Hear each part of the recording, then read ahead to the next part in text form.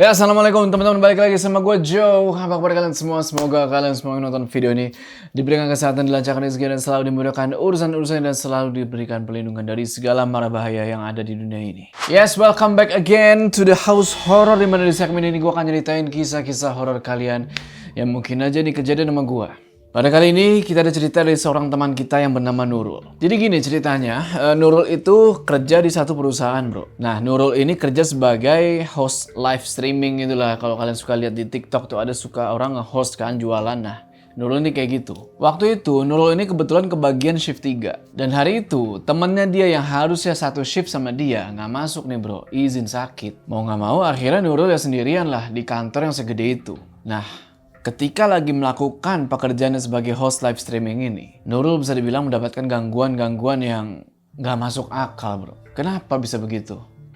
Tonton video ini terus. Udah kita gak usah lama-lama lagi, udah siap mode horor aktif.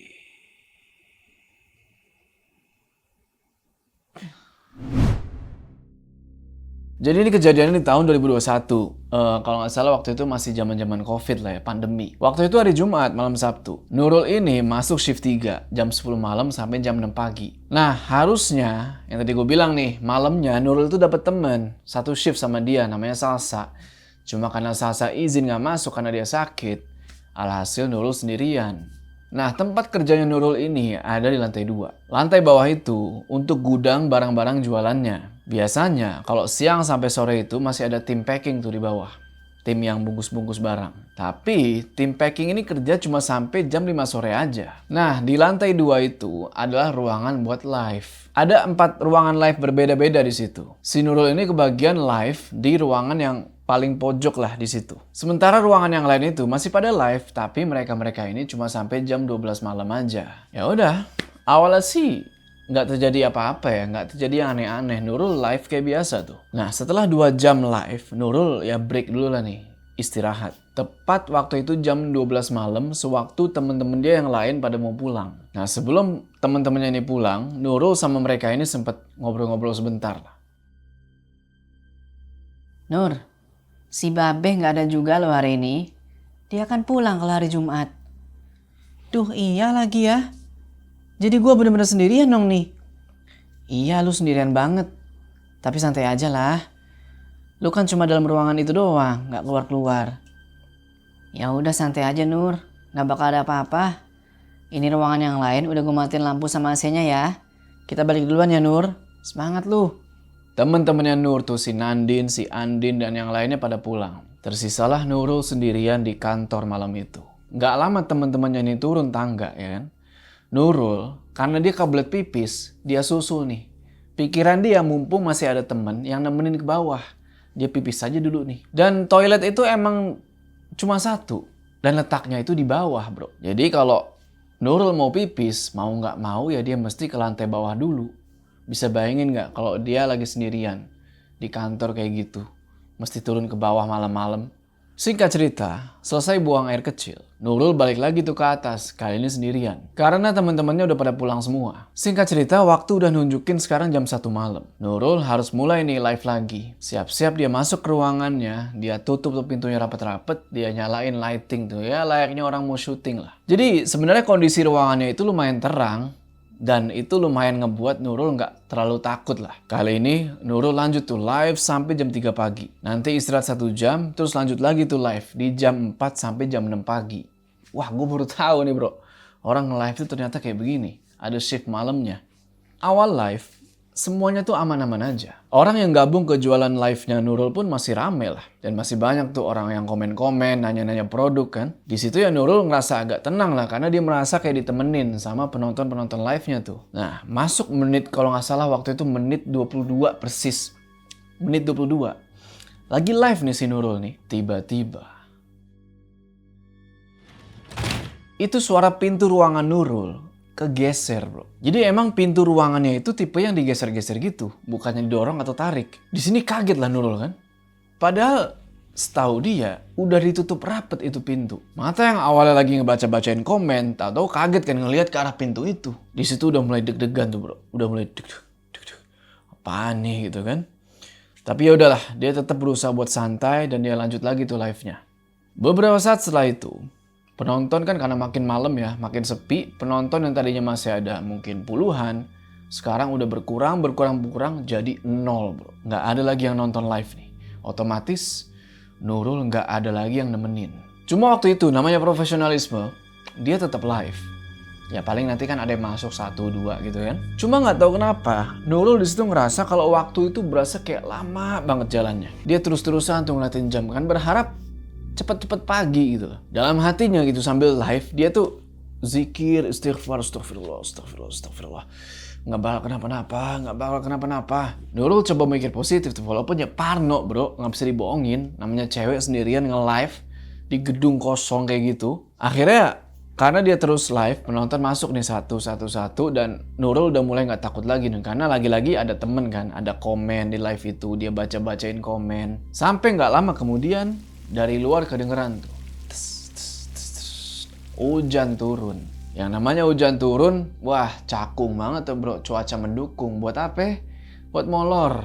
Malam-malam ya kan. Dengar suara rintik-rintik hujan, ya ngantuk. Nah, tetap namanya kerjaan, nggak bisa tidur dong si Nurul kan. Dia tetap harus nge-live bro. Dan karena ruangan yang dipakai live sama Nurul ini nggak pakai peredam suara gitu ya. Jadinya suara hujan tuh rada masuk. Jadinya Nurul ini mesti ngomong agak kenceng. Dia live tuh kan. Kalian tahu gak sih bahasa-bahasa live itu kayak, ayo teman-teman mau di-spill etalase berapa lagi? Ayo yang komen gitu kan. Nah, ketika dia ngomong komen di ruangan itu, ada yang ikut ngomong. Komen. Wah, di situ merinding parah, bro. Ditambah lagi tiba-tiba ada suara meteran listrik bunyi. Tut. Wah, ini bentar lagi mati lampu nih kalau nggak diisi. Karena udah nggak kondusif, Nurul coba buat ngambil HP-nya, dia teleponin nih teman-temannya. Berkali-kali tuh dia berusaha buat ngehubungin, tapi nggak ada yang ngangkat. Ya maklum lah bro, namanya tengah malam orang pada molor. Wah, di situ udah deg-degan banget, udah takut banget, udah merinding. Nurul jadi nggak fokus nih nge-live, pikiran kemana-mana. Karena panik, dia jadi kebelet pipis tuh, ya kan? Dan mau nggak mau mesti ke toilet. Dan kalian inget kan di mana toiletnya? Di bawah. Nurul antara pengen nahan kencing tapi kebelet banget, pengen turun tapi takut. Akhirnya mau nggak mau dia mutusin buat turun lah. Nggak mungkin, nggak lucu lah gue kencing pas live begini nih. Turun lah dia nih ke toilet dengan posisi live itu masih dinyalain. Dia buru-buru tuh lari ke bawah. Kondisi ruangan bawah waktu itu udah gelap total. Tapi Nurul tetap ngeberanin diri. Dia terus tuh baca-baca dalam hati kan, nggak berhenti-berhenti. Dan singkat cerita sampai di kamar mandi, tetap aja tuh masih dalam hati tuh astagfirullah.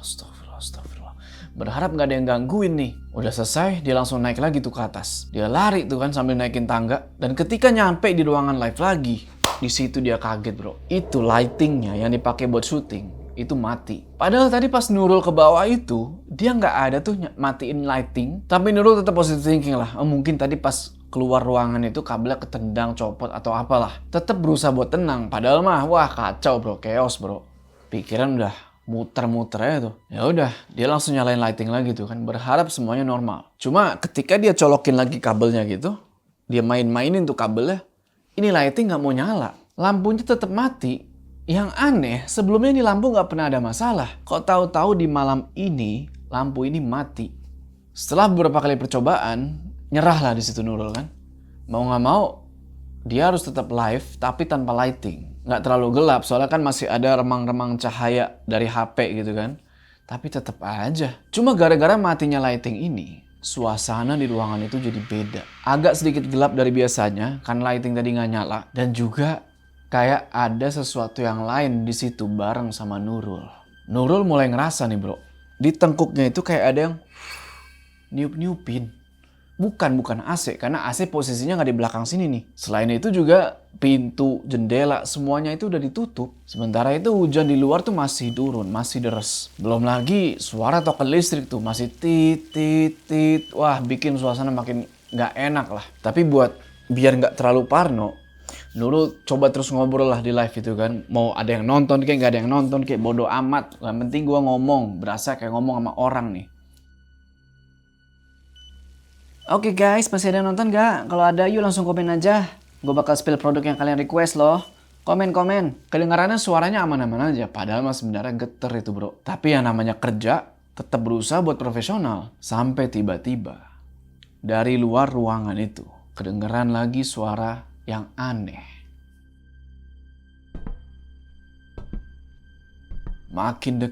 Makin deket tuh ke ruangannya Nurul. Nurul makin takut, tapi akhirnya suara langkah kaki itu hilang sendiri. Nurul lihat jam kan, udah jam 2 lebih 45 menit. Itu tandanya waktu Nurul nge-live itu tinggal 15 menit lagi. Sampai akhirnya istirahat nih. Nah ketika sekitar 3 menit lagi nih Nurul mau ngakhirin live-nya.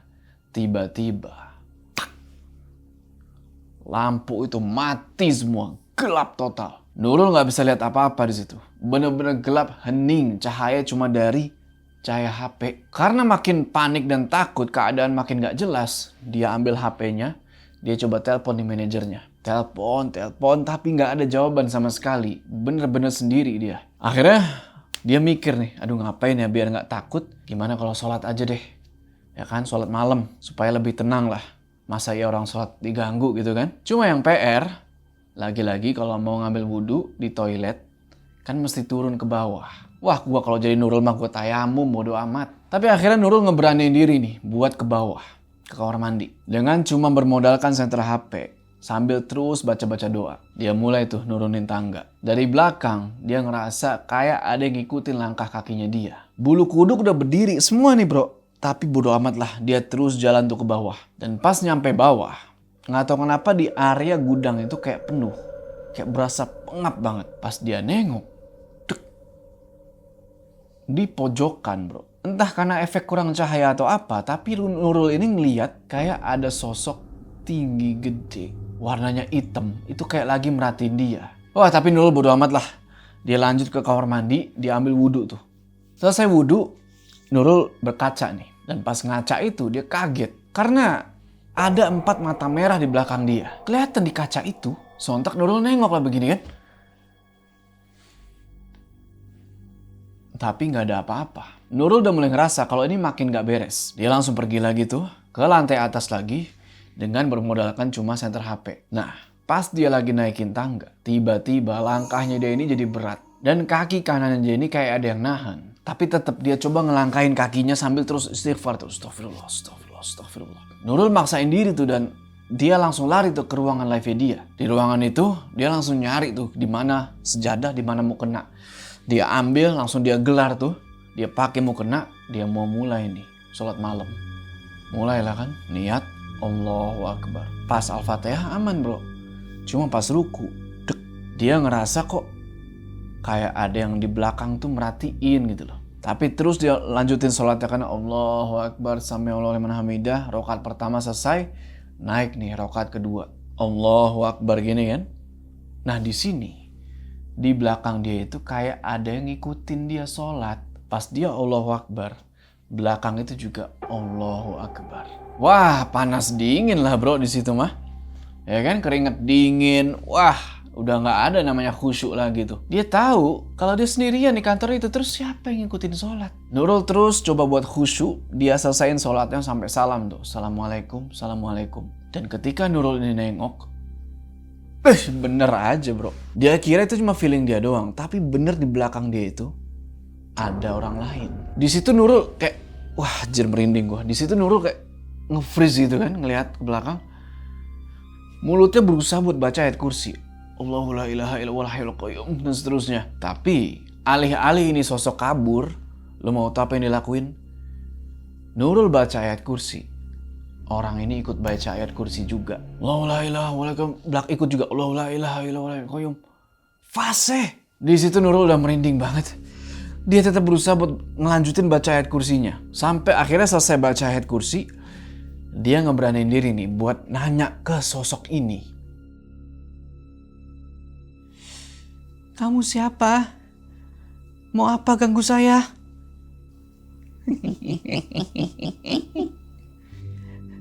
Saya di sini cuma kerja. Tolong jangan ganggu saya. Jangan berisik. Untungnya di situ lampu nyala. Wah, bersyukur banget si Nurul ini, karena ketika lampu itu nyala, sosok ini hilang. Selain itu, hujan di luar juga berhenti. Pelan-pelan Nurul berdiri tuh, walaupun lututnya ini lemes parah bro, gemeter. Dia ngeliat tuh kan ke sekeliling ruangan, berharap sosok tadi tuh emang beneran udah gak ada. Dan untungnya sih, kelihatannya udah aman nih. Udah gak ada lagi bayang-bayang sosok itu. Habis itu Nurul nunduk, dia rapin sejadahnya, terus dia rapin mukenanya sambil dalam hati bilang, ini pasti gue cuma halu.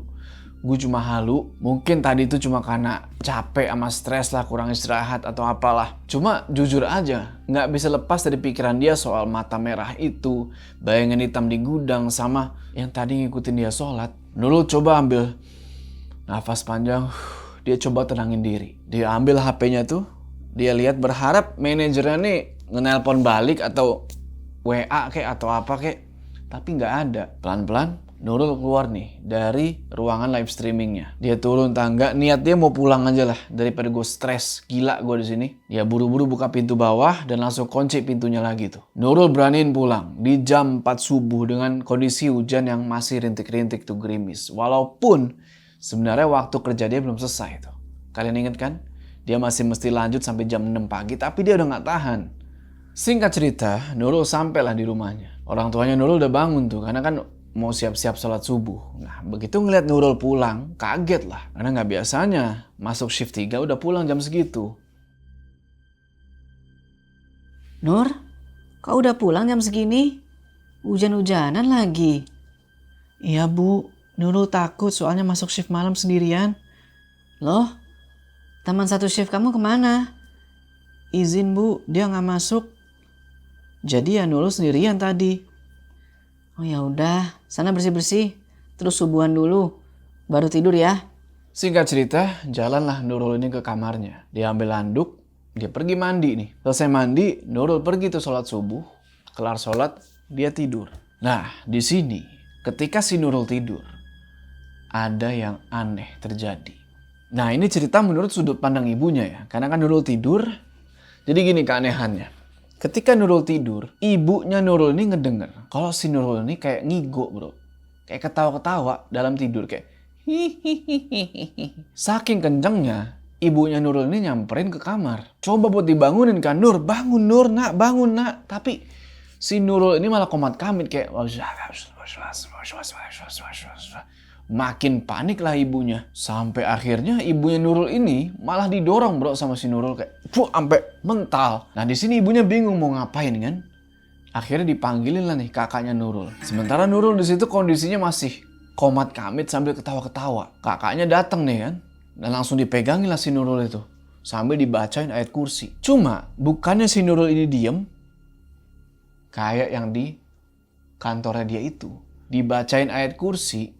Malah diikutin bacaan ayat kursinya. Seakan-akan apa ya, ngeledek gitu lah. Suara emang keluar dari mulutnya Nurul. Tapi ibunya Nurul yakin banget ini bukan suara anaknya. Suaranya itu udah berubah jadi suara orang lain. Jadi suaranya itu kayak suara kakek-kakek tua bro. Berat, serak. Di situ ibunya Nurul udah mulai nangis. Karena ngeliat anak kayak begitu. Matanya Nurul kebuka begini tapi Fix ini anak kesurupan. Akhirnya kakaknya ini nggak tahu lagi mesti ngapain. Dia ngerasa nggak sanggup. Dia minta ke ibunya. Bu, tolong panggilin Ustadz Adi, Bu. Biar aku yang pegangin Nurul dulu ini. Takut dia malah macem-macem. Iya nak, iya sebentar ibu panggil Ustadz Adi dulu. Dengan badan gemeter dan lemes, pergilah ibunya ini ke rumahnya Ustadz Adi buat minta tolong. Singkat cerita, sampai di rumahnya Ustadz Adi, nggak pakai lama-lama, langsung lah ketok pintu, ucapin salam, langsung utarain apa tujuannya. Datang ke situ pagi-pagi. Bu, mohon maaf pagi-pagi gini saya ganggu. Saya butuh Ustadz Adi untuk ngobatin anak saya, Nurul. Dia kayaknya kerasukan. Tadi sudah sempat dibacakan ayat suci Al-Quran. Bukannya keluar, dia malah ngikutin bacaan kami, Bu. Astagfirullah, Bu. Baik, saya siap-siap dulu. Mah, saya pergi dulu ya. Singkat cerita, sampai di rumahnya Nurul, Ustadz Adi langsung nyepratin air di dalam botol yang beliau bawa. Mungkin air itu udah didoain kali ya. Dicipratin nih ke si Nurul. Tas, tas, tas. Ustadz pegang tuh jidatnya Nurul sambil dibacain ayat-ayat suci Al-Quran. Di situ badannya Nurul langsung, wah, merontak-merontak. Kayak yang nolak gitu. Dan suara itu keluar lagi dari mulutnya Nurul. Bukan suaranya Nurul, tapi suara orang lain. Saya mau anak ini. Jangan suruh saya keluar. Saya mau anak ini. Ibunya Nurul nangis lah ngeliat begitu bro, anaknya kesurupan. Nurul meronta-ronta tuh. Dan suara yang dia keluarin makin lama makin kenceng kayak teriak. Anak ini milikku. Dia sudah menyerahkan dirinya pada ketakutan. Dan aku akan terus di sini. Kakaknya berusaha terus megangin si Nurul tuh. Tapi anehnya, semakin dibacain ayat-ayat suci Al-Quran, Nurul ini makin merontak. Sampai akhirnya Ustadz itu bilang, saya perintahkan kamu keluar dari tubuh anak ini atas perintah Allah. Ustadz Adi ngelanjutin doanya tuh dengan lebih intens. Dia siramlah air doa itu lebih banyak lagi ke kepala sama badannya Nurul. Sampai tiba-tiba Nurul berhenti merontak tuh. Dek! Badannya tahu-tahu kaku. Dan keluar lagi suara dari mulutnya Nurul. Aku tidak akan pergi tanpa membawa sesuatu bersamaku. Ini sudah takdirnya. Mata Nurul tiba-tiba nutup. Dan dia diem tuh. Semua orang di kamar itu udah nahan nafas bro. Udah saking tegangnya. Sampai tiba-tiba badannya Nurul mulai geter lagi tuh bro. Cuma kali ini lebih halus. Beda dari yang tadi. Suaranya berubah lagi. Bukan yang sebelumnya. Tapi berubah. Bukan suara Nurul. Tapi suara ini lebih rendah dan lebih lirih. Dia sudah terlalu jauh. Ketakutannya memberikan aku kekuatan. Aku datang karena dia memanggilku. Ketika dia sholat, ketika dia panik, ketika dia sendirian. Tidak ada yang memanggilmu kecuali kehendak setan. Sekarang, atas izin Allah, aku perintahkan kamu keluar. Tiba-tiba badannya si Nurul ini kejang-kejang. Dan suara ketawa yang tadi keluar lagi. Kali ini ketawa itu lebih serem dan lebih kencang, lebih menggelegar. Bikin suasana di ruangan itu makin kacau.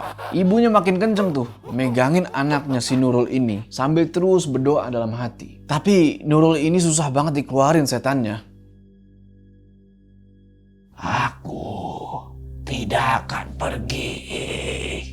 Tapi Ustadz Adi gak nyerah. Dia terus tuh baca ayat-ayat suci dengan lebih lantang dan terus mercikin air ke si Nurul. Lama-kelamaan suara itu makin melemah. Mata Nurul masih merem, tapi bibirnya masih gerak-gerak. Walaupun udah gak ada lagi suara yang keluar.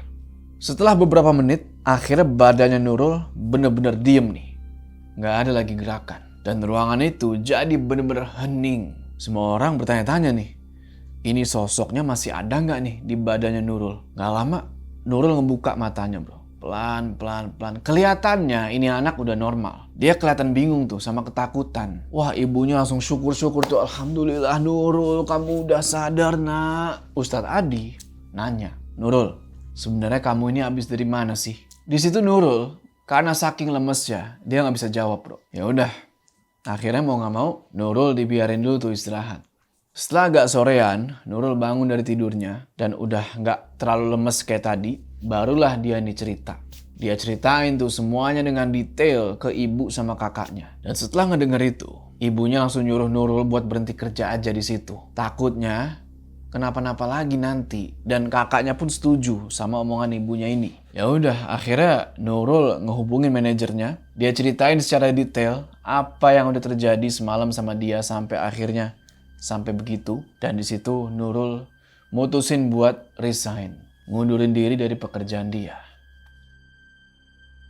Oke teman-teman, itulah tadi ceritanya Nurul, seorang host live streaming yang mendapatkan gangguan-gangguan gak masuk akal. Padahal doi cuma nge-live doang bro. Kenapa mesti diganggu sih? Lagian emang nge-live malam-malam ada yang beli ya? Gue gak tahu nih. Oke, sebelum kita berpisah, jangan lupa kalian like video ini. Dan bagi yang belum subscribe, ayo subscribe sekarang ke channel ini supaya kalian gak ketinggalan house horror selanjutnya gue Joe. Sampai ketemu di cerita selanjutnya. Psh.